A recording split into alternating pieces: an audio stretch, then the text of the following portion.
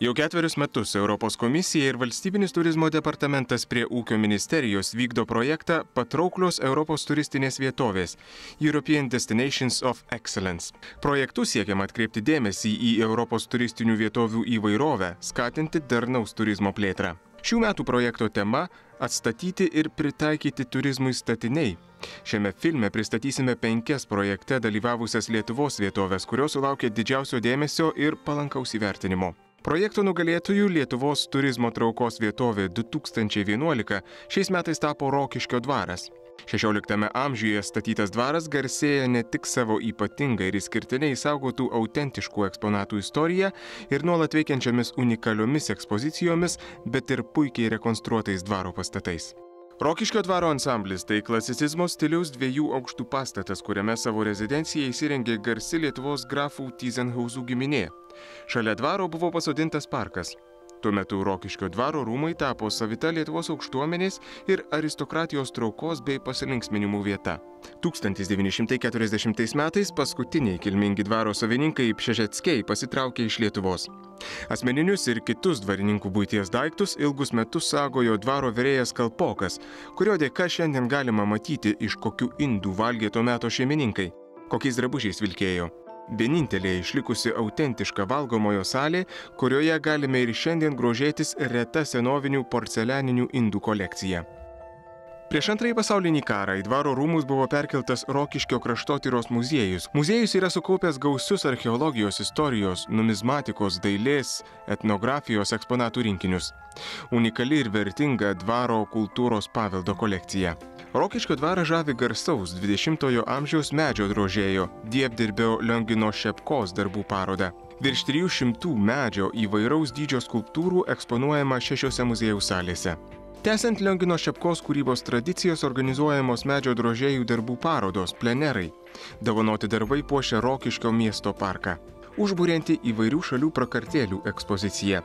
Įvairaus dydžio, profesionalių medžio drožėjų, keramikų bei atskirų asmenų ir vaikų sukurtos kompozicijos žavi originaliais Biblijos personažų charakteriais, išskirtiniu požiūriu į šią religinę temą.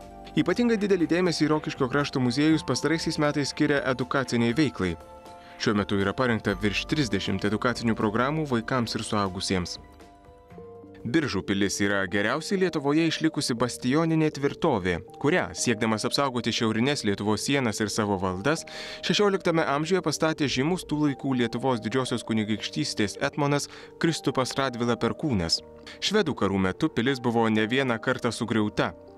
Tvirtovės rūmai buvo atstatyti 1989 metais. Nuo tada juose įsikūrė Biržų krašto muziejus Sėla. Muziejuje sukaupti unikalūs eksponatai pasakoja apie Biržų krašto istoriją ir kultūrą, archeologinius radinius. Gausi senų muzikos instrumentų kolekcija, unikalūs senosios ir naujosios tautodailės rinkiniai. Žavi autentiškas 17 amžiaus pabaigos koklinė krosnis. Pilyje rengiamos dailės ir liaudies meno parodos, vyksta įvairios edukacinės pamokos vaikams. Svečiai gali išmokti gaminti popierių, rašyti žąsies plunksną, galima nusikaldinti monetą, pasimatuoti tikrą husaro šalmą ir pajusti Magdeburgo laikų kovotojų dvasią. Suaugusiems pristatoma edukacinė Žaldoko alaus programa su etnografiniais elementais, lydima folkloro grupės dainomis ir šokiais. Biržų kraštas nuo seno garsėja aludariais ir ypatingų alumi. Biržų alaus darykla įkurta 1686-aisiais, viena seniausių Lietuvoje. Rekonstrukcijos metu Biržų alaus darykloje rastas senas 1882-aisiais pastatytas rūsys. Dabar autentiškame rūsyje priimami lankytojai. Čia eksponuojamos senosios alaus daryklos nuotraukos. Lankytojai gali susipažinti su alaus gamybos subtilybėmis, sužinoti apie čia gaminamas alaus rūšis ir jų paragauti. Žaliūkių malūnininko sodyba tai kaimo kraštovaizdis miesto apsuptyje ir tradicinių liaudies vertybių puoselėjimo židinys. Svarbiausias sodybos pastatas – Žaliūkių vėjo malūnas. 19 amžiaus antros pusės Lietuvos tradicinės medinės architektūros statinys. Malūno rekonstrukcijos ir technologinė įranga yra reikšmingas vietos meistrų inžinerinių sprendimų palikimas. Daugiau nei 130 metų skaičiuojantis malūnas yra pirmasis Lietuvoje grūdų apdirbimo istorijos muziejus. Vėjo malūnas iki Antrojo pasaulinio karo buvo naudojamas pagal tikrąją paskirtį grūdams malti. Vėliau jis buvo perduotas Šiaulių Aušros muziejui. Netrukus čia buvo atidaryta grūdų malimo ekspozicija. Žaliukių malūne ir aplink jį rengiamos gyvosios istorijos šventės, senųjų amatų dienos. Atstatytoje malūnininko troboje svečiai laisvalaikį gali praleisti pasirinkę interaktyvią etnokultūrinę duonos kepimo programą, susipažinti su praėjusio šimtmečio kaimo buitimi ir gyvenimo būdu. Kurtuvėnų dvaro sodyba viena seniausių dvarviečių Lietuvoje, žinoma nuo 15 amžiaus. Žemaitijos kryžkelėje esančią sodybą valdė garsios Lietuvos didikų giminės.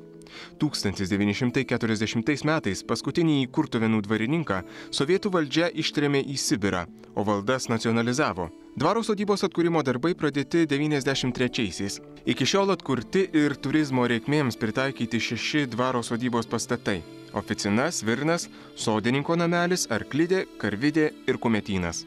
Remiantis istoriniais ir archeologiniais tyrimais atkurta autentiška sodybos struktūra. Šiuo metu dvarvietė priklauso Kurtuvėnų regioninio parko direkcijai.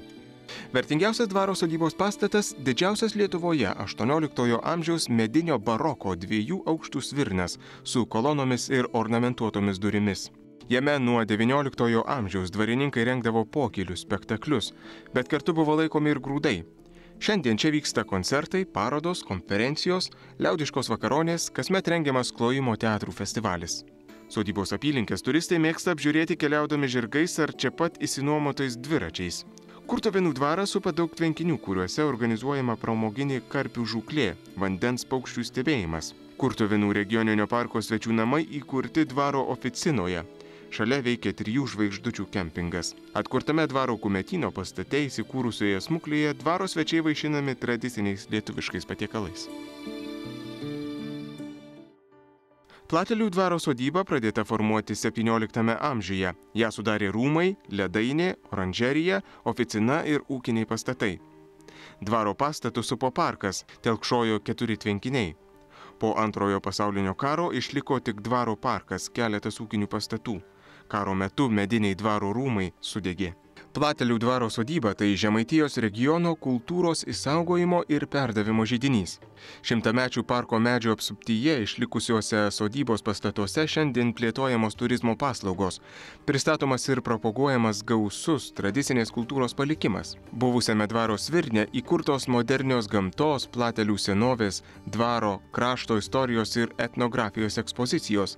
Platelių dvaro svirne rengiami seminarai tradiciniam paveldui, amatams puoselėti, konferencijos, tautodailininkų kultūrinės stovyklos. Buvusiose dvaro arklidėse atidaryta pirmoji Lietuvoje ekspozicija skirta tradiciniai Žemaitijos etnografiniai šventei – užgavėnėms.